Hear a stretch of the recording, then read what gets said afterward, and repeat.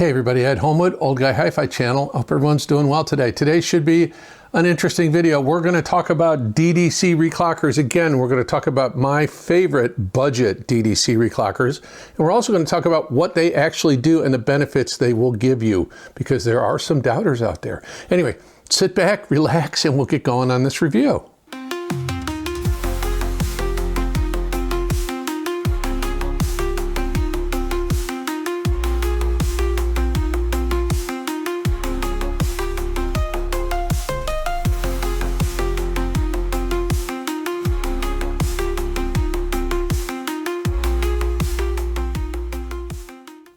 Well, we've talked about DDC reclockers in the past, and today's focus is going to be on the under $100 price point for DDC reclockers. And I've got four we're going to talk about, but the focus is going to be on the Douk U2 Pro 2025 edition. I'll put some specifications up over here for what they're worth. This has rapidly become my favorite little under $100. It's only 70 bucks. Under $100 DDC reclocker, and I will show you why in just a second, because I think it has some distinct advantages over what up until recently was my go-to piece, the SMSL PO100 Pro. Now, DDC reclockers are interesting. We're going to do a little bit of a deeper dive in it, but really quick, I want to talk about two other ones just in this category. One is the SMSL PO100, the standard version, and the other is the Douk U2. Now, what are these good for? They don't have I2 out or anything. So let's say you've got an old DAC that doesn't have USB in. Let's say you've got an AVR or receiver that has a DAC built in but no USB in, and you bought a streamer that's got a USB out, or you're going to connect your computer, or you want to stream from your computer. How do you get that signal into that older gear that doesn't have USB inputs? Well, these little bad boys will do the job for you. They'll take your USB in, they'll convert it and galvanically isolate the source from the amplifier or the receiver or the DAC, and it'll come out Toslink or coax, so it'll galvanically isolate it. It will also has an XMOS processor inside that'll handle, that's the traffic cop for asynchronous USB, and it will clean up that signal, reduce jitter, galvanically and electronically isolate the sending device from the receiving device, and it'll reclock it, retime it, and make it sound much better. Even just if all you want to do is use it to convert USB to SPDIF, these things are well worth it. I like the U2. I like the form factor. It's a little bigger. This one's nice as well, but I just happen to like this one. And it's great for that. Even if you don't believe in reclocking or any of that other stuff, it will allow you to do format conversion. Well, I'm hoping you noticed in the specifications, the jitter specification at 75 picoseconds. So we're going to talk about jitter. I'm going to go into and do a deep dive on what DDC reclockers actually do, and I'm going to compare this against some very expensive DDC reclockers as well. And we're going to talk about jitter reduction, and all those other kinds of things.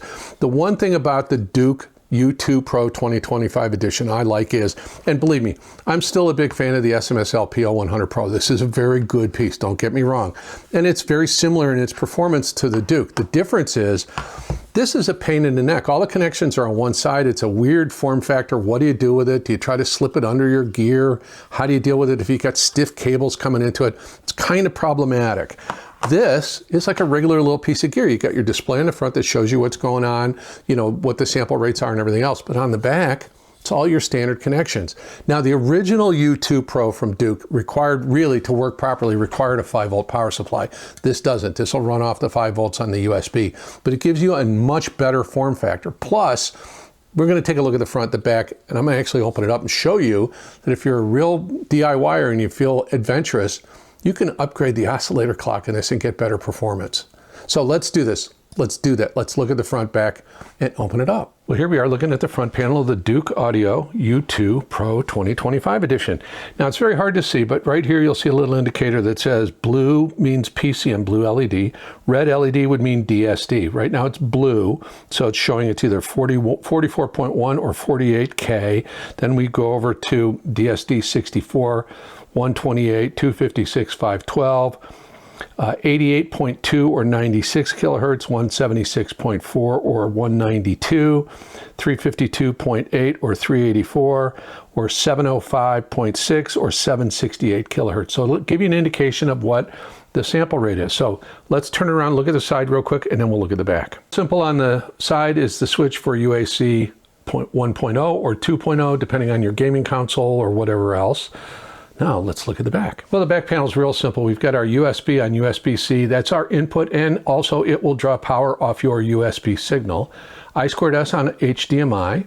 We've got optical out on Toslink, and we've got coax out on RCA. So now let's open this thing up. Well, here we are looking at the inside of the U2 Pro 2025 edition. That's our XMOS processor right there. That's the traffic cop for all the USB.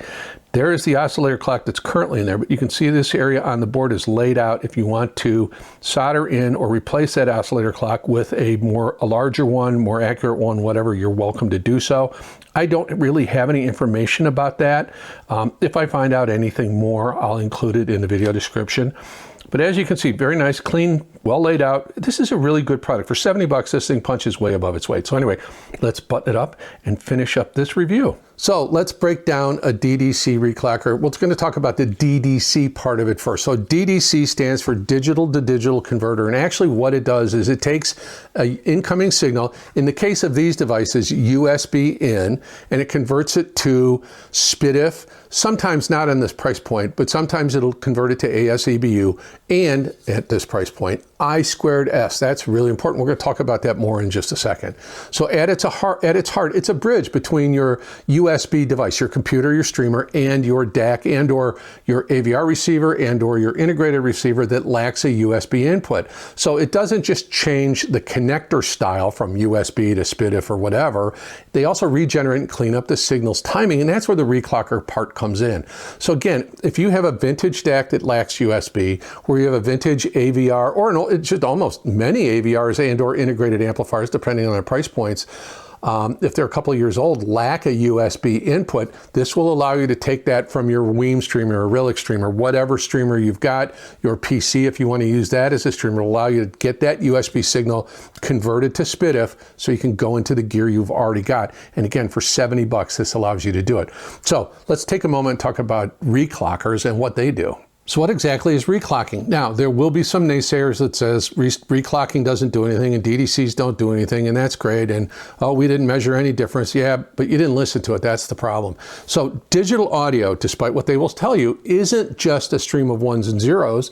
It is, in fact, a stream of ones and zeros sent at precisely timed intervals. That is the key thing. And that timing is governed by a clock signal. Now, if the timing of those bits wanders, and they do, that's called jitter. Now, a DACs analog conversion can become slightly smeared. It can raise noise, it can have noise levels go up. It can cause additional distortion, especially on interfaces like SPDIF or I2S, where the clock is embedded in the data. So a reclocker receives the incoming signal, USB, SPDIF in the case of the wired for sound remedy reclocker. It stores it temporarily in a FIFO, first in, first out buffer.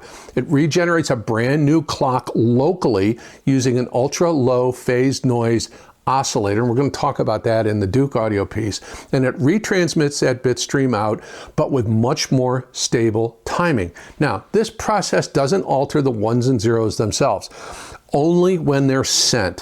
Think of it like copying a text message letter for letter, but hitting send with metronomic precision. Think of an instrument, a musician playing an instrument, and the metronome is off sync. Right? It's not going to sound right. It's the notes will be there, but the timing of them will be wrong. So let's do a little bit of deeper dive into what jitter is and why it matters. Why does jitter matter? Now, on SPDIF stuff like the remedy reclocker, which we're not really talking about, but I will cover it just real quick so you understand what's going on. The DAC must follow the incoming clock signal. So any timing uncertainty, jitter, on that signal gets transferred into the digital analog conversion process. And this can subtly affect distortion, stereo imaging, noise floor, all of those other things. Obviously, the reclocker can really help with that. It gives the DAC a much cleaner clock to work from. Now, on USB inputs, most modern DACs use asynchronous USB, meaning the DAC tells the computer when to send the data based on its own internal clock. In this case, the incoming jitter can be reduced somewhat, and an external reclocker usually just fine-tunes the bit stream for additional stability. Also, a DDC can help by electrically and galvanically isolating the DAC from noisy USB power and ground loops. What DDCs and reclockers don't do, they don't improve the audio data itself. The bits remain identical. They also don't change the tonal balance, they don't change the resolution or dynamics directly. The perceived sonic changes has come from lower jitter entering the DAC, reduced electrical noise and galvanic isolation, and a cleaner clock synchronization. So in essence, they improve the conditions under which the DAC operates, not the content, not the digital bit stream itself. So what are the real world benefits of a DDC reclocker? And I'll tell you what, I get so many positive comments when I've done these videos and talked about DDC reclockers from all of you that have bought DDC reclockers like this and heard an immediate benefit. And the feedback I get, and I agree with this, is you get tighter imaging. It's much better. The sound stages open up, you get better focus, just wonderful. It is, you know, the background noise is much reduced, much cleaner transients, and much more stable, coherent kind of pace to the music. It just seems to be better defined. It's really like, you know, cleaning a window. Everything comes into better focus. But now here's the trick. If you've got a, you know, maybe up to $1,000 DAC, one of these will really make a big difference. Certainly on a $500 DAC. Now, do I recommend spending $70 or $80 on a DDC reclocker for a $150 DAC? I don't know that I would. A lot's going to depend on your individual DAC's input stage and whether or not it's sensitive enough to really benefit from the lower jitter. So it is one of those, you know, the nice thing is if you get one of these on Amazon and you don't like it, you can always return it. But so here's kind of the analogy, I guess, to give it a summary. Without a reclocker, it's like a musician following a slightly wobbly metronome. With the reclocker, it's like the musician following a precisely timed click track. So in that case, without the reclocker, it's the same notes, but the timing drifts a little. It sounds smeared. It doesn't sound, you know, if you've ever heard on maybe a cassette tape or a record, just playing slightly off speed, that's kind of what you get when you have a lot of jitter in the signal. So with a DDC reclocker, it's the same notes, but the timing is perfect and you get a much smoother performance. So now let's talk about jitter, its measurements and that kind of stuff. I know everybody goes, you don't like measurements. Yeah, but this is kind of important because I want to demonstrate to you with some facts that a lot of people will agree with on what jitter reduction is and how you measure it and what it actually does. So at the beginning of the video, on the spec page, I highlighted the fact that the specification for jitter reduction, or jitter, is 75 picoseconds on the Douk U2 Pro 2025 edition. And what are they referring to when they talk about that? Well, they're referring to the timing uncertainty of the outgoing digital signal. That's what's coming into it over USB. Usually the clock edge and its SPDIF, ASEBU, or I²S output. Now, PS stands for picoseconds. A picosecond is a trillionth of a second. Now, 75 PS jitter means that the timing of the clock signal fluctuates by plus or minus 75 picoseconds around its ideal timing point. Well, to put that in kind of a simpler terms, it means every time a bit is supposed to be clocked out, it might come a few dozen trillionths of a second early or late. Now that might sound infinitesimal, microscopic, and it is, but in digital audio, clock stability translates to lower phase noise, cleaner digital analog conversion, and lower distortion and noise in the analog output once the signal hits the DAC. This is strategic. Now, how does that compare to a non-reclocked PCM digital signal? So without a DDC or reclocker, the jitter level is going to be always higher, sometimes dramatically so, and it depends on the source. So using just kind of typical ballpark averages and figures, if you're using a PC USB output with no isolation, and I'm big on USB isolators, and we'll talk about that in a second, the typical jitter rate, picoseconds, is 500 to 2,000 picoseconds. So it's very dependent on the motherboard, USB bus noise, and operating system activity. On a cheap USB to SPDIF converter, and some of these are inexpensive, 200 to about 1,000 picoseconds. It's common in budget DACs for sure. You know, they don't have very good clock recovery. That is an average jitter rating for any Weem device, just so you know. They benefit hugely from DDC reclockers. Now, on good asynchronous USB interface, at about 100 to 300 picoseconds, that uses adaptive timing, but it's not full reclocking.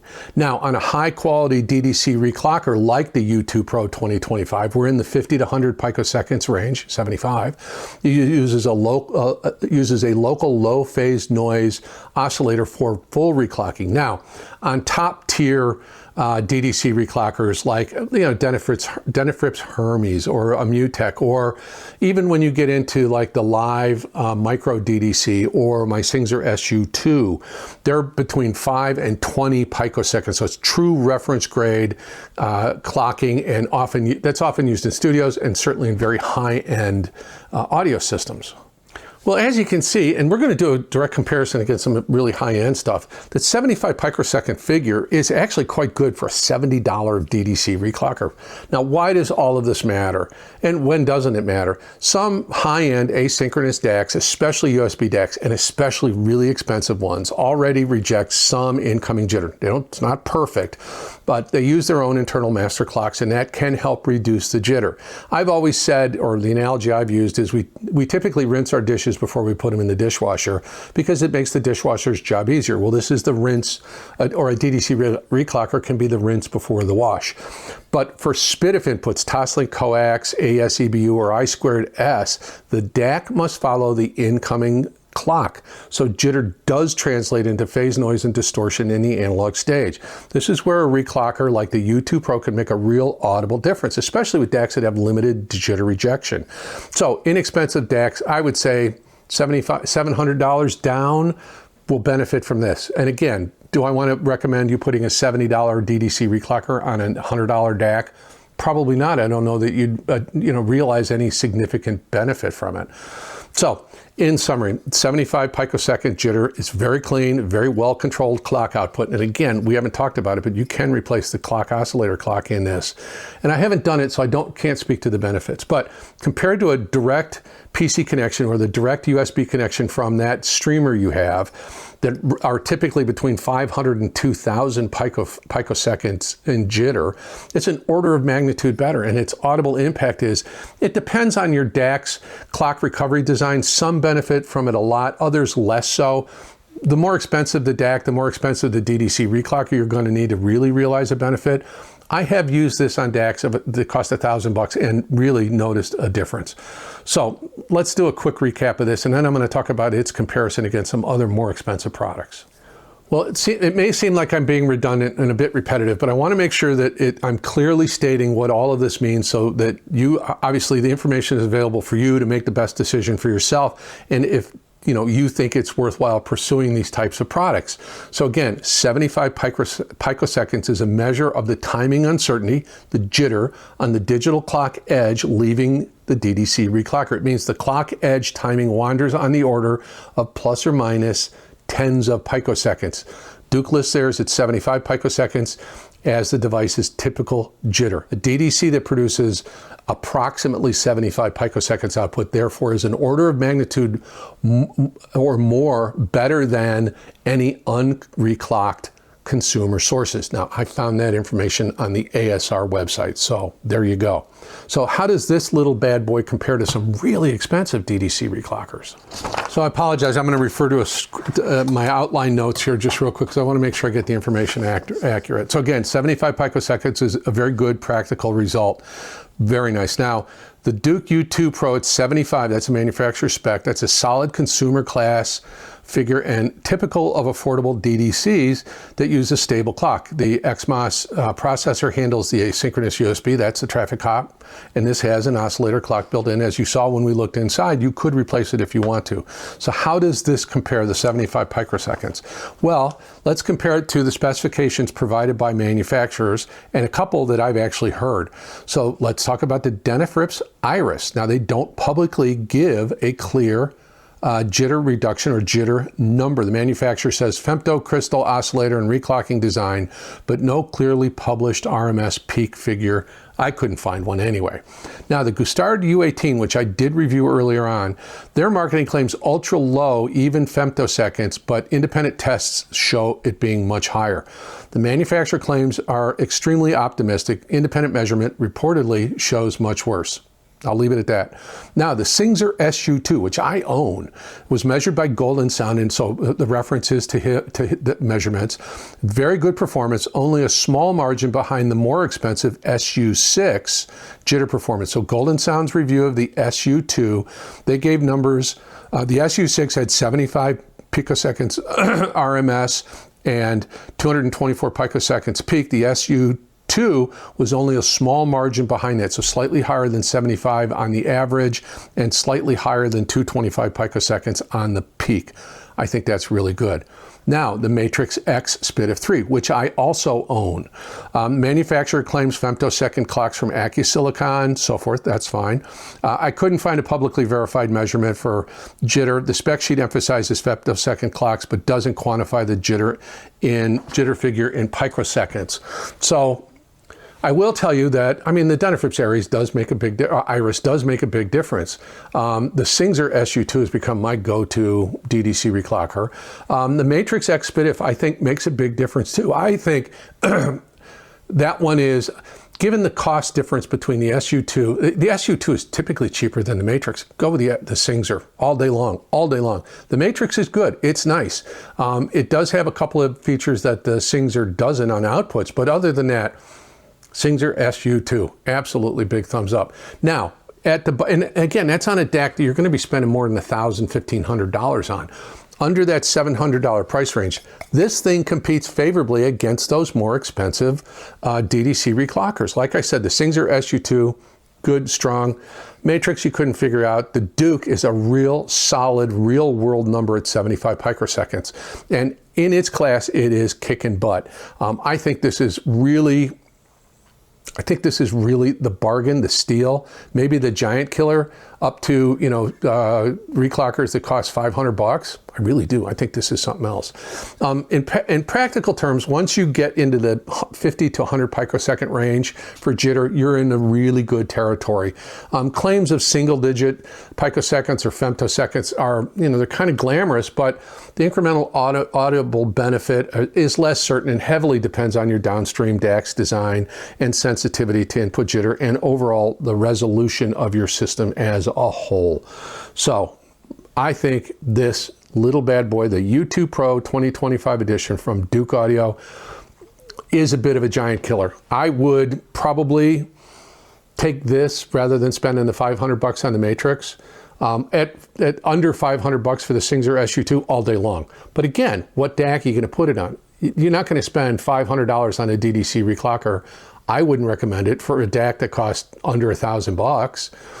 Maybe a couple, but they're rare. Maybe an affordable R2R DAC in that $800,000-$900,000 price range, a little more. Yeah, there would be a benefit to it for sure, going with a Singzer.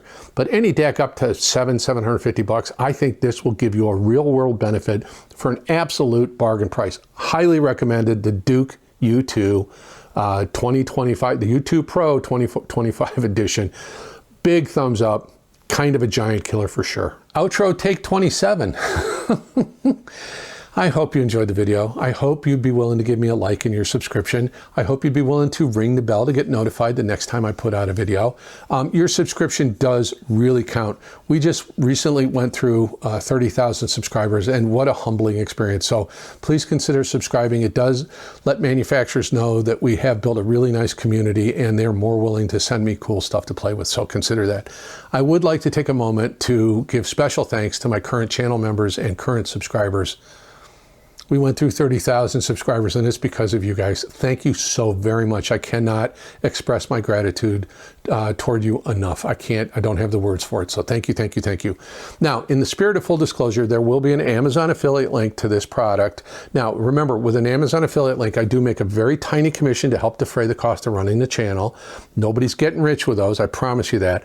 But that Amazon affiliate link doesn't affect the price you pay, nor does it affect your ability to return a product if you're dissatisfied with it. So if you would consider that, and you would consider using my affiliate link, I would be grateful for that. Now, that affiliate link will be in the pinned comment and in the video description. Also in the pinned comment and in the video description is a link if you want to join the channel and become a member. There is a link to the community post playlist in the video description. There's some great music there. Check it out. There are also some additional Amazon affiliate links. You guys understand the drill now on how that works. Comment, let me know. I'm crazy. I'm peddling snake oil probably. But again, I've got, in this instance, I need to give you the empirical evidence, even though I am 100% subjective reviewer. I don't care about measurements, but I do know that jitter has an impact on the sonic quality. And if you can find something that ameliorates those issues for 70 bucks, why wouldn't you? So strong recommendation for that product. Again, share with me your thoughts on it. I've covered all the bases. Yeah, please like, subscribe, comment. You can follow me on Instagram if you wish to. My name is Ed Homewood, and this is the Old Guy Hi-Fi channel. And as I always tell you, please take some time today, put on the music you love, sit back, relax, and just enjoy yourself. I took a lot of your time today. I'm grateful for it. Thank you so much. I hope you really have a wonderful day.